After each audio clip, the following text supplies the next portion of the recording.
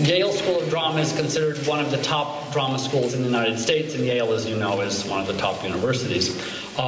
He just returned recently from over 2 years as the head of the sound department, the sound and theater design instructor at Dongguk University in Seoul, South Korea. He's an international professional theater artist who has worked internationally on more than 400 live productions, and he's also an award-winning radio theater creator of 6 original series that are now distributed by NPR.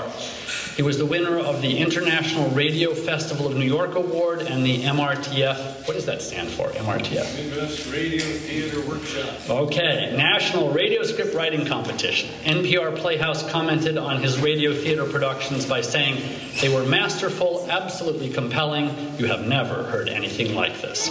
It is a very, very great pleasure to introduce you to Brian McQueen. Let me start really quickly because let me try and very fast describe what a theatrical sound designer is so we get that out of the way.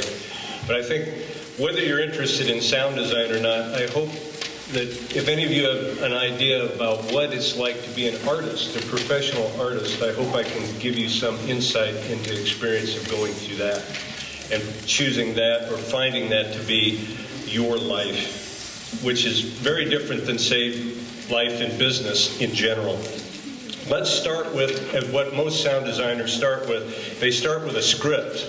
And so this is a script that this is one part of a script. And this, you would of course have lots of pages, but here's a script. To start with, the sound designer would be dealing with none of the words on the page at all. But what would be dealing with first would be sound rises out of silence. So the first thing that I design is silence.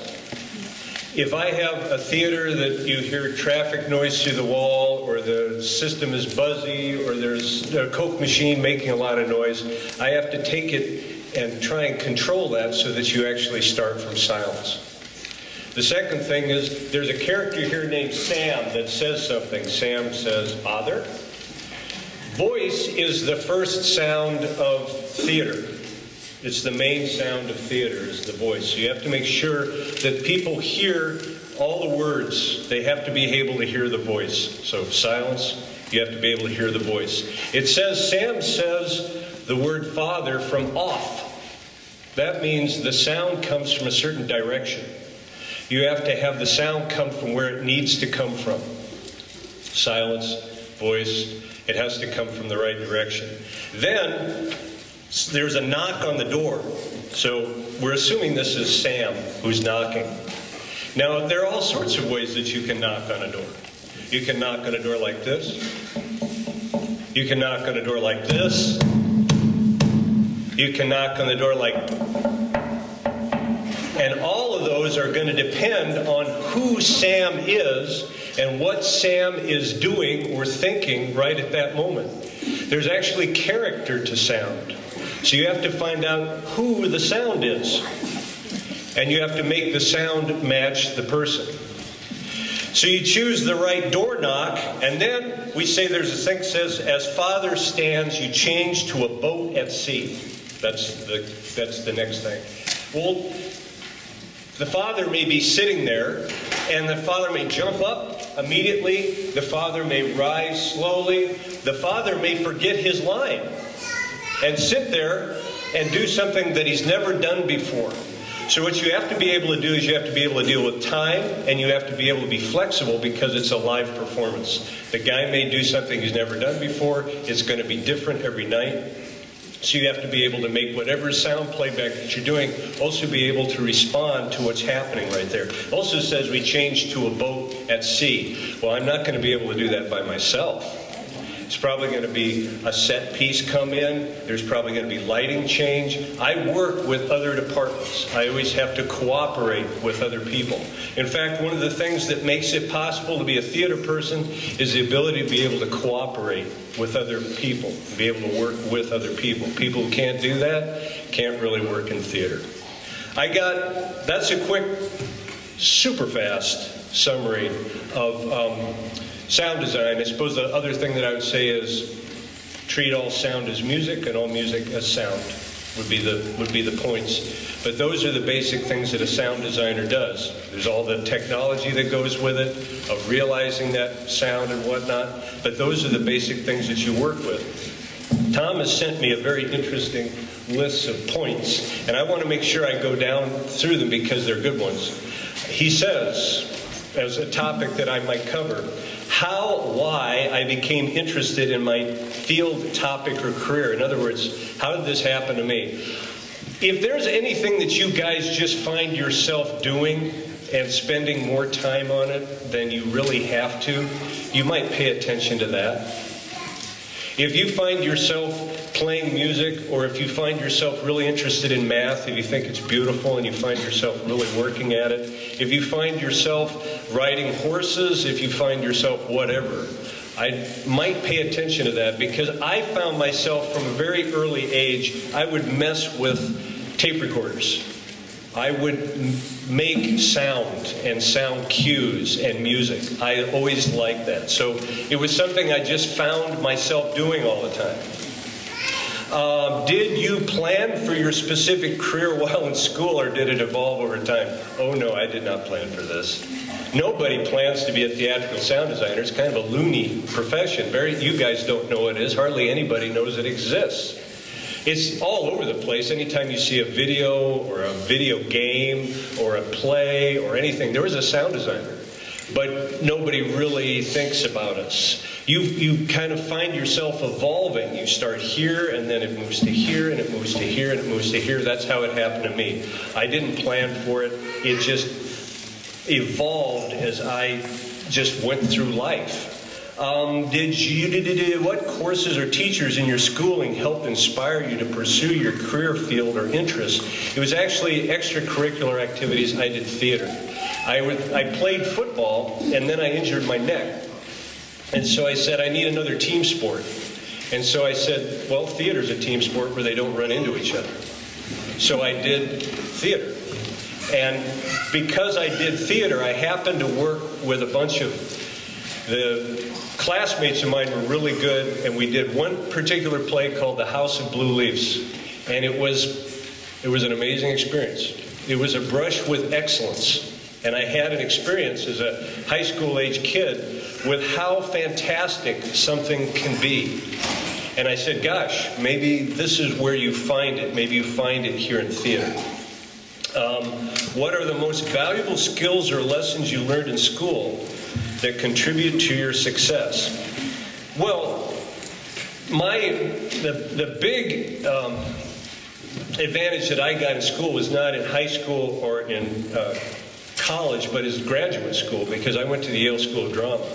And the thing that I did at the Yale School of Drama was a heck of a lot of theater, with all sorts of different teams of people who were very talented. Because they were good, I felt I had to be good too. I had to challenge myself and rise. The great thing about doing that was just to have, maybe you'd say, a project that had to be finished at a certain time. They call off military invasions, but they don't stop opening nights of plays. You have to be ready. So these are shows that you have to get done, you have to be ready, and the public is going to look at them. And so you do a bunch of shows, you get a lot of experience, you get better at it. What are the practical applications of your research field topic in real-world terms? Well, you can do this for a living. It's as simple as that. You can be a theatrical sound designer. You can be a sound designer. You can do sound design, and people will pay you money for it. It can happen. I would highly recommend that if anybody's going to do this job, they don't do it for the money, because it's very hard work, and often it's not very much money. But if it's something that you love, it is fantastic, because you are doing something that you love, and you can't tell the difference between work and play. It seems all the same. So it's good. What advice do you have for students for dealing successfully with real-world career choices and on-the-job challenges? My experience is a little bit varied, because theater is there's a theatrical sound designer by the name of Darren West, who told me, as he put it, theater is 40% technology and 90% politics. And the deal that you find out in theaters, you're constantly putting together with other groups of people. And it changes all the time. Usually every show has different directors, different groups of people. The incredible thing to be able to do is, can you work with other people? Can you cooperate with other people? I think it is probably a mistake to say that the primary thing about life is competitive. I think that's probably a mistake. That the actual thing about life is cooperative. And so I would say that if the real-world career choices, on-the-job challenges is usually you figuring out how to cooperate with other people. Real-world career choices, I certainly hope that you can find something you do that you love. Because if you do that, people who are doing something that they want to do always do better than people who are doing something that they have to do. And you will excel, and you'll also enjoy yourself while you're doing it. How your achievements with meditation have affected your career choices and achievements. I've been meditating for a long, long time now. And it is the basis, really, it's really the most important thing in my life, actually. I do theater so that I can keep meditating, is pretty much what goes on. But the deal is, can you use meditation and the experience of meditation in theater? I do it all the time. I constantly am taking advantage of the experience that I have, and particularly, I might add, and I don't know if you still call it this, the science of creative intelligence. That framework I use all the time when I am working with concepts or creative ideas. That's the framework that I use. It's very, very effective, and it's considered very successful for people who have no idea what SCI is.